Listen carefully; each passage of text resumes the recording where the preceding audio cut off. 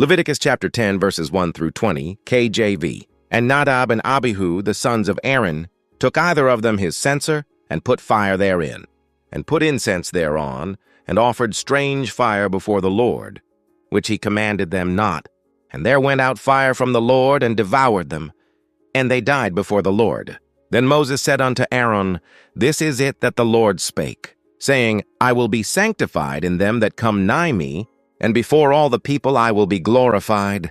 And Aaron held his peace. And Moses called Mishael and Elzaphan, the sons of Uzziel, the uncle of Aaron, and said unto them, Come near, carry your brethren from before the sanctuary out of the camp. So they went near, and carried them in their coats, out of the camp, as Moses had said.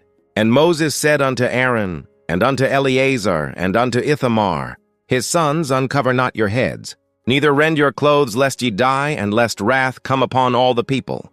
But let your brethren, the whole house of Israel, bewail the burning, which the Lord hath kindled. And ye shall not go out from the door of the tabernacle of the congregation, lest ye die, for the anointing oil of the Lord is upon you. And they did according to the word of Moses. And the Lord spake unto Aaron, saying, Do not drink wine nor strong drink, thou nor thy sons with thee, when ye go into the tabernacle of the congregation. Lest ye die, it shall be a statute forever throughout your generations, and that ye may put difference between holy and unholy, and between unclean and clean, and that ye may teach the children of Israel all the statutes, which the Lord hath spoken unto them by the hand of Moses. And Moses spake unto Aaron, and unto Eleazar, and unto Ithamar, his sons that were left, Take the meat, offering that remaineth of the offerings of the Lord, made by fire, and eat it without leaven, beside the altar, for it is most holy. And ye shall eat it in the holy place, because it is thy due, and thy sons' due, of the sacrifices of the Lord, made by fire for. So I am commanded. And the wave breast and heave shoulder shall ye eat in a clean place, thou, and thy sons, and thy daughters with thee, for they be thy due and thy sons' due, which are given out of the sacrifices of peace, offerings of the children of Israel. The heave shoulder and the wave breast shall they bring, with the offerings made by fire of the fat, to wave it for a wave offering before the Lord, and it shall be thine, and thy sons with thee, by a statute forever, as the Lord hath commanded. And Moses diligently sought the goat of the sin offering, and behold, it was burnt, and he was angry with Eleazar and Ithamar, the sons of Aaron, which were left alive, saying, Wherefore have ye not eaten the sin offering in the holy place, seeing it is most holy, and God hath given it you to bear the iniquity of the congregation, to make atonement for them before the Lord? Behold, the blood of it was not brought in within the holy place. Ye should indeed have eaten it in the holy place, as I commanded. And Aaron said unto Moses, Behold, this day have they offered their sin offering and their burnt offering before the Lord, and such things have befallen me. And if I had eaten the sin offering today, should it have been accepted in the sight of the Lord? And when Moses heard that, he was content. Leviticus chapter 10, verses 1 through 20, Bible study and exposition.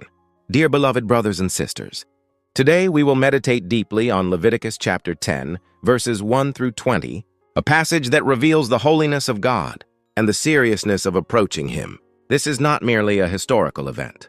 It is a powerful revelation of how God desires to be worshipped and what it truly means to stand before Him. One context, connecting Leviticus chapter 8 through 9.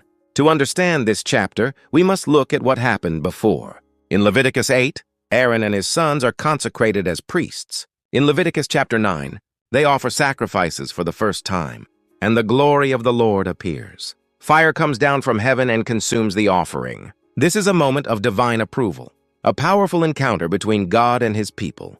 But immediately after this, in Leviticus 10, something shocking happens. Two of Aaron's sons, Nadab and Abihu, are consumed by fire from the Lord. Why would this happen? 2 verses 1 through 3, the meaning of strange fire. The text says that Nadab and Abihu offered strange fire before the Lord, which He commanded them not. The Hebrew word here implies something foreign, unauthorized, or profane. This was not just a different kind of fire. This was worship that God did not authorize. Why is this so serious? Because God had already given clear instructions about how sacrifices should be offered, but they chose to approach God in their own way. This reveals something deeply spiritual. They replaced God's command with their own preference. They treated holy things as common. They approached God without reverence. And the result was immediate judgment. Fire came out from the presence of the Lord and devoured them. Verse 3, God's holiness. Moses says, "I will be sanctified in them that come nigh me." This is a foundational truth. The closer you come to God, the more seriously holiness matters. Priests were not ordinary people. They stood between God and the people, and therefore they were held to a higher standard. In our time, this speaks to anyone who serves God, anyone who leads, anyone who worships. Holiness is not optional. Verses 4 through 7, holiness above emotion. Aaron has just lost his sons. Yet God commands that the priest must not mourn publicly. Why? This is not because God lacks compassion. It is because God is revealing something deeper. God's holiness must not be overshadowed by human emotion. The priest represents God before the people. Even in grief, the calling remains. Verses 8 through 11. The command about wine. God then commands, "Do not drink wine nor strong drink when you go into the tabernacle." This is significant. Many scholars believe Nadab and Abihu may have acted without clear judgment. God emphasizes the need for spiritual clarity, to distinguish between holy and unholy, to discern between clean and unclean. This is the key. A servant of God must be spiritually alert. Verses 12 through 15, worship continues. Even after this tragedy, the offerings must continue. This shows us something profound. God's purpose does not stop because of human failure. God's holiness remains unchanged.